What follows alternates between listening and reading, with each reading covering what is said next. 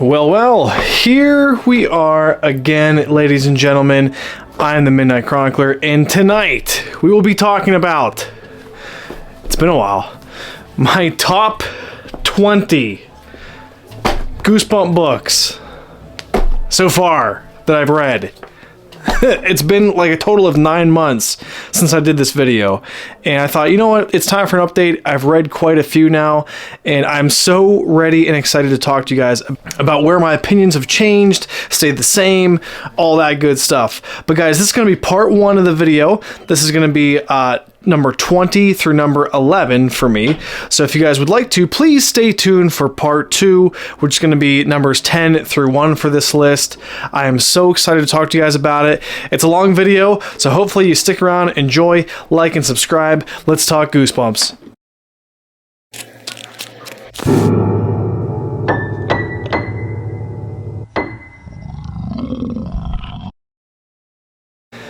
At number 20, guys, we have Attack of the Jack-o'-lanterns. First off, my goodness, what an awesome cover, isn't it? I mean, it is like one of my favorite combinations of like the green and yellow border with the actual cover itself. So Halloween looking, in my opinion. I love, like, you know, the jack-o'-lantern people kind of walking down the street there. The little dog as well. Such a cool kind of extra little detail there. It just completely adds to this cover, guys, and I love it.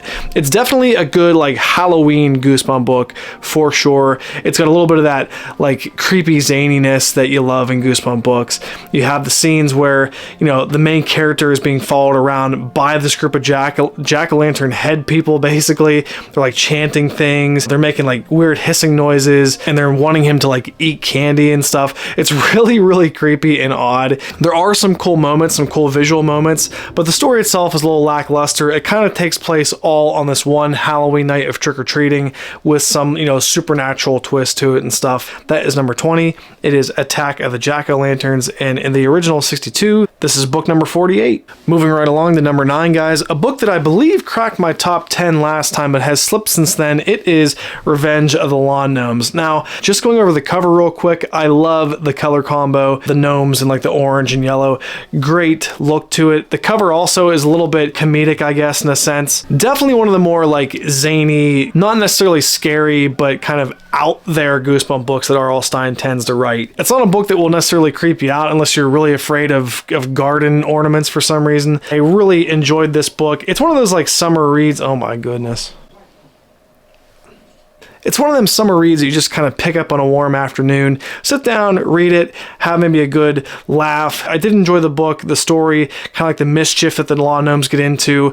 You know, they do things around other people's yards that the main character gets blamed for. And so it's kind of a boy who cried wolf scenario toward the end, where he tries to prove that the lawn ornaments are doing it all. And he kind of has a funny like military neighbor who, you know, is really into gardening, which is kind of hilarious in a way. And you'll get out of it probably exactly what you expected. That is Revenge of the Lawn Gnomes, guys. It is number 19 in this. Oh, 19. But guys, that is Revenge of the Lawn Gnomes. It is number 34 in the original series, and it is number 19 on my list. So there you have it. Number 18 on my list, guys, I talked about Revenge of the Lawn Gnomes not being very scary. This one is pretty creepy. It is Attack of the Graveyard Ghouls. Now, guys, I distinctly remember owning this book as a kid. I was so creeped out and was like kind of shocked, even for back then, like early 2000s, that they allowed this kind of thing on the cover of a kid's book. I mean, you can clearly see like the rotting skin, the guy with his little eyeball hanging out there in the back.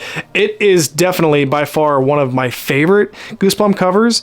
The story itself is actually pretty creepy as well. There is a kid that gets bullied and kind of basically dies in the book, and he has to learn a pretty cool yet sort of disturbing superpower, which is like body hopping, because he becomes a ghost basically and has to find a way back to his body that was taken over by like a malevolent spirit that actually, in my opinion, turns out to be one of the more horrific Goosebump villains in the series. Causes a lot of havoc, burns stuff to the ground. Extra points for a great villain that's untalked about, and you know, a story that is pretty disturbing. Like I said, the kid has to like possess things and animals, and R.L. Stine describes how he possesses the animals by like taking over their bodies and stuff, kind of by force. It's sort of like spiritual in that way, and it is very, very creepy and unsettling. for a kid's book, and that is Attack of the Graveyard Ghouls. Very, very good Goosebump book. It is number 18 on my list. There you go. Number 17, I called this Goosebumps' darkest book, and I still mean it. That is The Curse of Camp Cold Lake. Now, guys, this book has I think there's kind of a little bit of a subliminal message, guys, here about bullying and about people hurting themselves because of that bullying. It's got a very adult message wrapped up in a kid's book, in my opinion. You know, on the surface, it's kind of a creepy ghost story about a girl that goes into this like upside down world kind of thing where she basically drowns herself in the book and comes out on this like Silent Hill looking foggy alternate world version of this camp. She's haunted by this like demon girl that is a ghost that torments her when she gets back to the real world. And in the book, to kind of make people care, she tries to drown herself, which, yeah, super kind of disturbing message there. But I would never tell someone that they can't read a book. Please read the book if you're interested in it. But I do kind of question the message there, but that's kind of what makes this like a Goosebump book with some serious undertones. And that is The Curse of Camp Cold Lake. It is number 56 in the original Goosebump series, and it is 17 on my list. Okay, number 16, guys, this is a Goosebump book that I heard a ton of good things about when I got back into reading the series about a year or two ago, and that is Goosebumps Series 2000, Jackal and Heidi. This is a great 1960s kind of vibe, like horror monster book, basically, where you're following this young girl to her uncle's house. She has a creepy cousin, and in the background of all this, her scientist uncle is working on something secret, and also the townspeople are being terrorized by some sort of beast at night. It's almost like a werewolf, like monster. On the cover, it's sort of strange because it's kind of showing like this pig-faced human, which I don't really think represents the monster very well in the book. So yeah, it's a very cool like mystery, like monster book, and I really did enjoy it. It's got some good characters. I thought that the ending twist was actually honestly one of the better ending twists in the series, and it did something really cool, which is it harkened back to something that happened at the beginning of the book, which you don't even think about. It kind of goes past you, and the next thing you know, it brings up that point again. You're like, oh, that was actually pretty intelligent for a kid's book. And I very much had a really good time with this. Moments of suspense, moments where you're not sure who is the monster, is it the main character, is it someone else. It's really good. That's all I know about it. And this is Jackal and Heidi, guys. This is number 14 for Series 2000, and it is number 16 for my top 20. Remember how I mentioned that there were going to be books that kind of moved up and moved down from my list from the last time? This is one of those ones that actually moved down. Not because it like got worse in my opinion, but because I kind of had other books move up and read some more Goosebump books that just kind of eclipsed this one for me anyway. Number 15, here comes a shocker, guys, but it is not a shocker on Shock Street. It is How I Got My Shrunken Head. This is a weird one. I kind of found out something weird about myself with reading these Goosebump books. I rather enjoy the books that get the reader out of a typical like neighborhood and somewhere different and magical, and that's what happens in How I Got My Shrunken Head. There are moments of kind of eeriness in the book, but I really like the jungle setting. I like, you know, the thought of a kind of a creepy shrunken head that has powers. The environment alone, this is one book that really got propelled for me based on, you know, just the where, because the book kind of starts off with this kid flying to this remote island with their scientist relative, basically, and finding out that this shrunken head that they acquired has some creepy supernatural powers and abilities. Again, wackier Goosebump books. I have an affinity for the weird ones, guys, and I don't know why, but I really kind of enjoyed How I Got My Shrunken Head. Again, a good like summer read. If you want something different, kind of like Revenge of the Lawn Gnomes, I like How I Got My Shrunken Head quite a bit. It is number 15 on my list, which is kind of a shocker. This one moved up a lot for me for some reason. It is number 39 in the original series, and it is number 15 in my heart at the moment.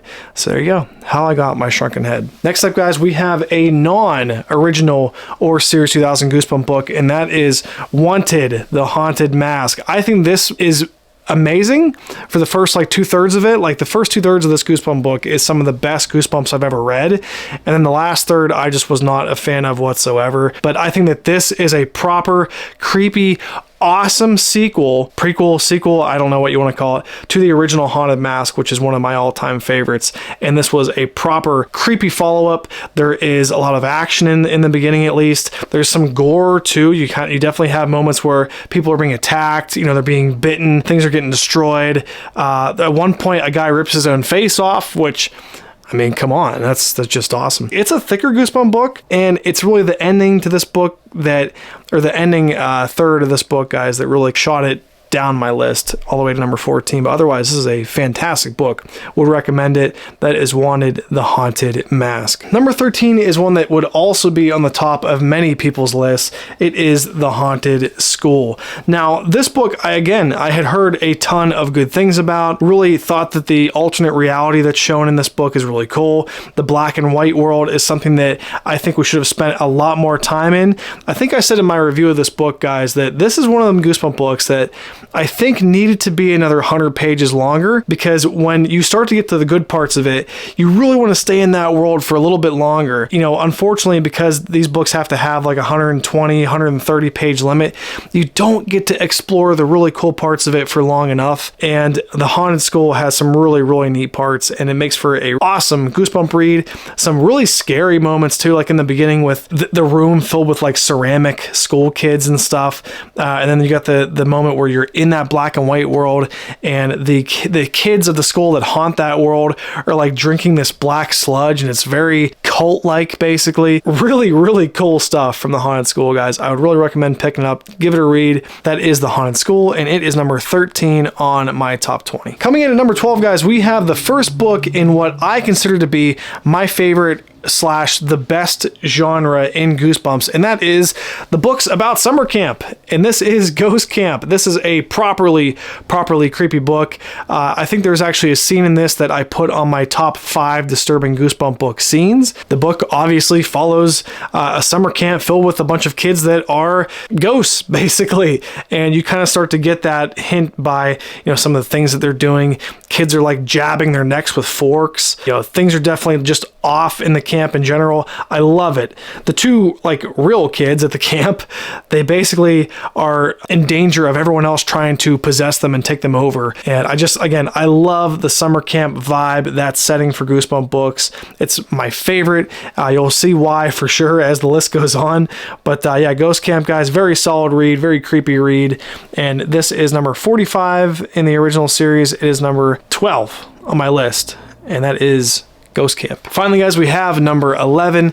This book is a real big favorite of one of my friends on YouTube here, Michael Goosebumps fan. I have it at number 11, Mike. For me, it is The Haunted Mask 2. And guys, real quick off the bat, this is one of those Goosebump books whose covers just like they match the border, don't they? I mean, it just, the blues and yellows and the blues of his pants and like the yellows of his shirt and the greens, it all comes together so freaking beautifully, guys. It is just a cover that would catch your eye. And for me, guys, I think this book is very, very good. The first half of it, I mean, you're following Steve, who was a bully in the first Haunted Mask, and Steve decides to go to the same party store that Carly Beth, the main character in the first book, went to get a creepy mask so that he can scare all the kids that are on the soccer team that he coaches. And he picks out this old man mask. There's a really cool scene of him and his friend like sneaking into the party store, at night, jumping down like in the basement of the party store, stealing a mask, getting out of there. Very cool. In this book, guys, you spend a lot less time being afraid of Steve with the mask on and more like kind of pitying him, because he puts on the old man mask and his skin is starting to sag. He has a snaggle tooth. There's a piece of his skull showing through the skin on his forehead. The book does a really effective job of telling you what he's going through, how he's trying to hide what's going on with him from his parents and his family, the fact that he's getting old, he's feeling the effects of getting old, and it's like he's just walking in mud, right? Like you want him to fix his problems and he can't because he's so slow, he's so tired, etc. It does a really effective job of kind of showing the horrors of getting old. The only thing was, man, I did not like the ending at all. He finally finally gets some help. He gets Carly Beth to basically get him back to the store to find his symbol of love that will take the evil mask off of him. And they finally do. And what does the evil mask do? It jumps on a random torso, and the random torso starts to jump around and dance very silly, like runs out the door. And Steve, after all this horrific things happening to him, the fact that him and Carly Beth went from being horrified for his life to like they rolled around on the floor and laughed because it was so silly when they left, and they jumped and skipped all on their way home because they were so happy that he was fine. It just felt rushed to me, and I really did not care for like the resolution there. Now, the TV episode of this book is actually pretty different, and I love that episode. I think it's probably my favorite Goosebump TV episode, and I think I liked the ending of that episode and the dynamic with the haunted mask from Carly Beth having a role in the Haunted Mask 2 in the TV episode, and this one missing that and having an ending instead where the mask jumped off his face and went on a torso, and the torso started to bounce around and dance and stuff, do a silly dance. Man, that's kind of disappointing, but still a very, very good book. What is with Haunted Mask books and not having good endings? I don't get it. Like, just end well. The first one did, and that's why you'll see it shoots up, to the very top of my list almost. We'll get into that in part 2, but guys, the Haunted Mask 2 still, even with that, a very, very solid read. Loved a lot of it and think it is still a classic despite the last couple pages. It is number 11 on my list, and it is number 36 of the original series. There you go.